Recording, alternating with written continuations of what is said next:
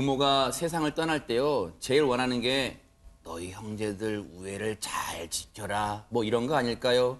김기혁 아나운서. 네, 이 한진그룹의 긴장감이 돌고 있습니다. 이 조현아 전 대한항공 부사장 측이 조원태 한진그룹 회장에게 견제구를 날리면서 이 가족 간의 좀 불씨를 갈등의 불씨를 좀 보이는 모습인데요. 네. 조 부사장 측이 어제 법률 대리인을 통해서 입장문을 발표를 했습니다. 한진그룹의 현 상황에 대한 조현아의 입장이라는 제목이었는데요. 네. 자신의 동생 조원태 대표이사가 공동 경영의 유훈과 달리 한진그룹을 운영해 왔고 지금도 가족 간의 협의에 무성의와 지연으로 일관하고 있다라고 주장을 했습니다. 네. 이제 해당 자료를 보면요, 네. 조현아, 조원태 그리고 조현민의 아버지인 고 조양호 전 한진그룹 회장 있잖아요. 네. 이 회장이 임종 전에 가족들이 함께 협력을 해서 함께 한진그룹을 운영을 해달라. 네. 임종 직전에도 이런 말을 남겼다라고 쓰여져 있었습니다. 유훈하니까 어렵게 들리네. 쉽게 말하면 유언으로 조양호 회장이 내가 죽거든 너희 남매들 공동 경영하거라 라고 했다는 거예요, 지금 이인철 변호사님.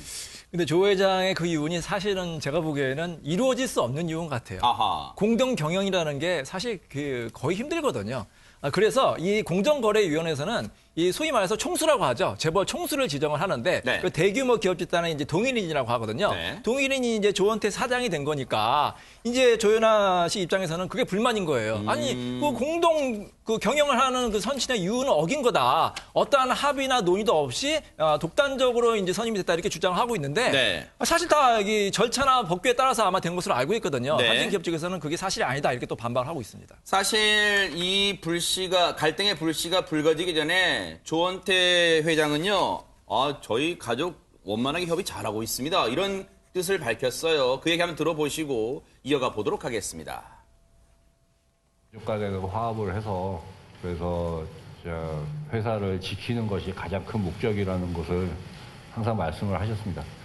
그거를 바탕으로 저희 그 가족들과도 지금 많이 협의를 하고 있고 합의가 완료됐다고 말씀을 못 드리지만은 지금 아주 잘 진행되고 있는 것 같습니다. 그래서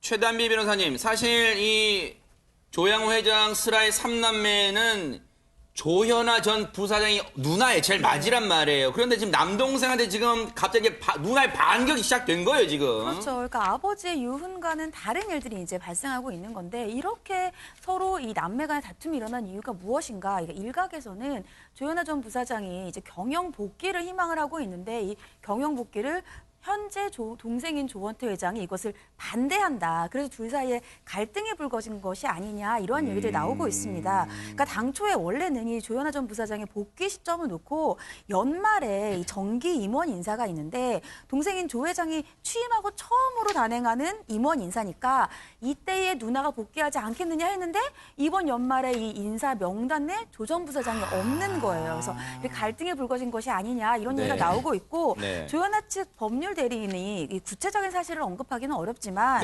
경영 복귀 무산 이런 것들을 모두 포함해서 가족 간의 협의가 제대로 진행되지 않았다 이러한 얘기를 하고 있습니다.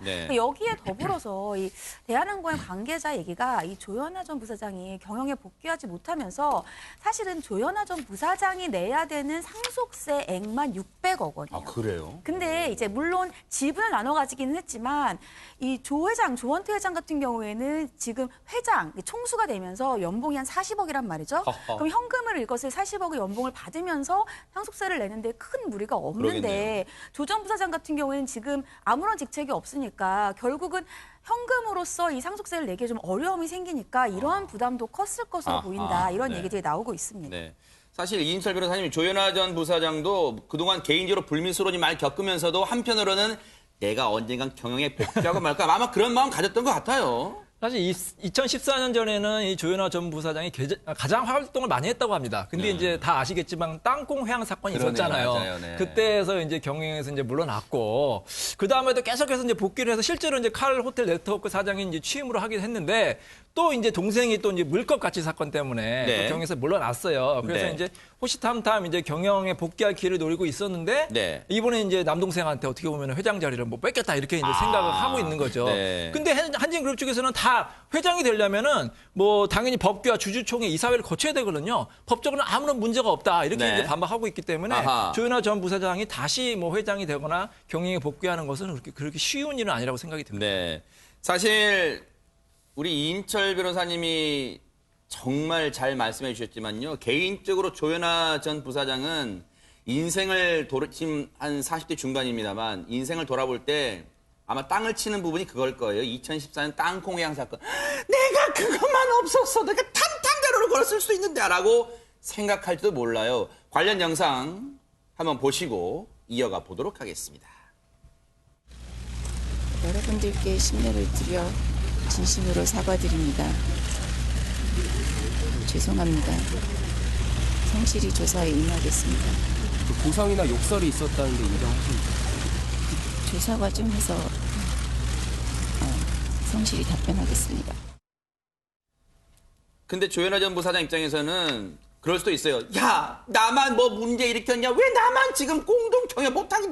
나만 태클 거는 거야? 아마 그럴지도 모르겠어요. 그러니까 조현아 전 부사장 같은 경우는 저 때는 이제 땅콩 회항 사건이었고 땅콩 회항 사건으로만 이 법원의 재판에 관여된 것이 아니었죠. 그 이후에 이 조현아 전 부사장과 모친인 이명희 고문 같은 경우에는 함께 이 비행기를 이용해서 불법적으로 밀수를 했다. 그래서 관세법 위반 그리고 맞아요. 아하. 필리핀 도우미를 회사를 통해서 불법으로 고용했다. 가사도우미. 아하, 맞아요. 가사도우미 불법 고용과 관련돼서 1심, 2심 모두 집행유예. 그러니까 조 전 부사장 같은 경우에는 징역 8월에 집행유예 2년, 이명희 고문은 징역 6월에 집행유예 1년의 선고를 받았고요. 네. 또 동생인 조현민 전 전무 같은 경우에도 물컵 갑질 사건이 나오면서 한참 이슈가 됐었는데 네. 재판 결과는 무혐의와 공소권 없음으로 판결이 난 적이 있어서 사실은 거의 전 가족이 많은 재판과 송사에 휘말려 있었다 이렇게 볼 수 있습니다. 근데 화가 날 만도 한 게 하지근 평론가님, 조현아 전 부사장이 화가 날 만도 한 게 보세요.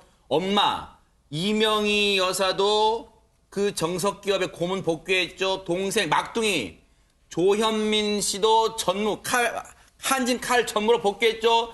야, 다 복귀했는데 왜 나만 복귀 못하는 거야? 지금 그런 걸까요? 그러니까 무리를 빚었던 분들이 다 복귀했는데 네. 본인만 복귀를 못하니까 아하. 거기에 대해서 상당히 서운한 마음이 있을 수가 있고 네. 이게 뭐 서운하고 이런 차원을 떠나서 월급이 걸려 있거든요. 그러니까요. 지금 조현아 씨가 600억 원을 세금을 내야 되는데 대박. 6년에 걸쳐서 내야 된답니다. 네. 1년에 100억씩. 이야. 근데 만약에 경영진으로 복귀를 해서 연봉을 한 수십억 받으면 매년 수십억씩 회사에서 돈을 받아서 세금을 낼 수가 있잖아요. 근데 복귀를 못하면 내 돈으로 다 매년 꼬박꼬박 100억씩 세금으로 내야 되기 때문에 상당히 지금 불만이 있다는 것이고 네. 그다음에 또 이제 호텔 레저 부분이 내 관할권이라고 생각을 하는데 네. 조현태 회장이 그 부분까지 치고 들어오니까 네. 거기에 대해서 불쾌하다는 뭐 이 관측도 있고 네. 뭐 겸사겸사 쌓인 것 같은데 네. 이게 단순히 호텔 레저 부분 복귀와 제한된 관할권을 요구한 것이라면 네. 의외로 가족 간에 좀 협의가 가능할 수도 있을 것 같습니다. 뭐 내년 3월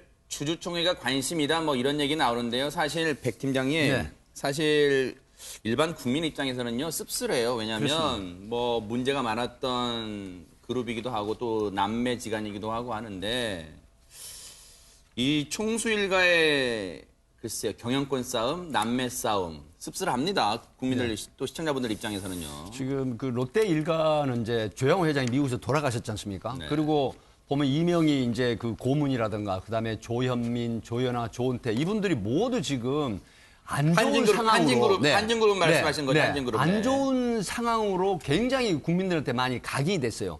근데 이제 동서고금을 막론하고 권력은 부자지간에도 나누지 않는다 그러는데 지금 H 모 그룹도 형제 난이라 그래서 정말 전국적으로 굉장히 구설수에 올랐는데 네. 남매 난이라고 지금 하지 않습니까? 네. 뭐 앞에서도 말씀하셨지만은 이 조현태 지금 이 한진그룹 회장이 네. 어떻게 됐어요? 이번 인사에서. 네.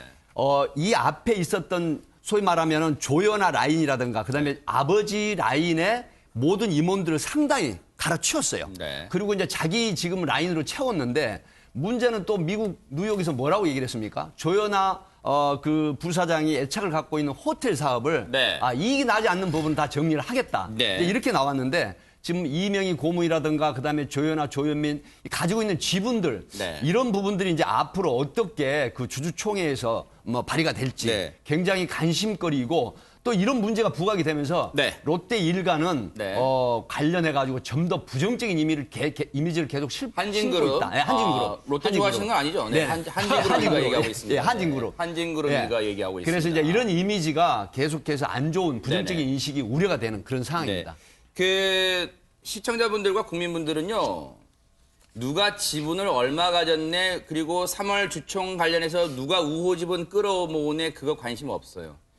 한진그룹이 그걸 원할 거 한진그룹한테 모범적인 정말로 국내 굴지의 항공사를 갖고 있는 그룹이라면 그에 걸맞게 모범적인 국민들이 그래도 이해할 만한 그런 행동을 보여주기를 아마 손꼽아 기다릴지도 모를 겁니다.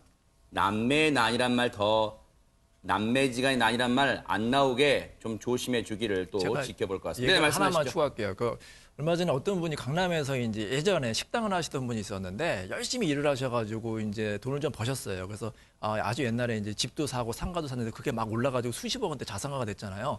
그래서 주변에서 막 부럽습니다. 행복하세요. 그랬더니 너무 불행하다는 거예요. 왜냐하면 남편이 이혼 소송 재산 달라고 소송하고 네. 자녀들이 또 싸우고 너무너무 재산 때문에 좀 힘들다 이렇게 네. 싸우고 있거든요. 옛날 얘기를 하나 해드리고 싶어요. 고려 고민화 때 어떤 형제가 길을 가고 있었는데 황금 2덩이를 발견한 거예요. 그래서 하나씩 나눠 가졌거든요. 근데 강물을 건넜는데 갑자기 동생이 그 황금을 강물에 버리는 거예요. 그래서 아하. 형이 왜 버리냐 했더니 이 황금을 가지니까 좋아하던 형이 갑자기 미워지기 시작했습니다. 야. 그러니까 형이 그 말 듣고 동생 네가 옳구나 해서 역시 형도 버렸대요. 아하. 이렇게 그 황금보다 우애, 가족 간의 그런 사랑을 더 중요시하는 그런 사회가 됐으면 좋겠어요. 알고 봤더니 동생은 버린 곳 위치 표시하는 건 아니죠? 그냥 저 주지 굳이 뭐 버렸어야 된다. 국민한테. 바로 그런 얘기를 본받기를 좀 기대를 해보겠습니다.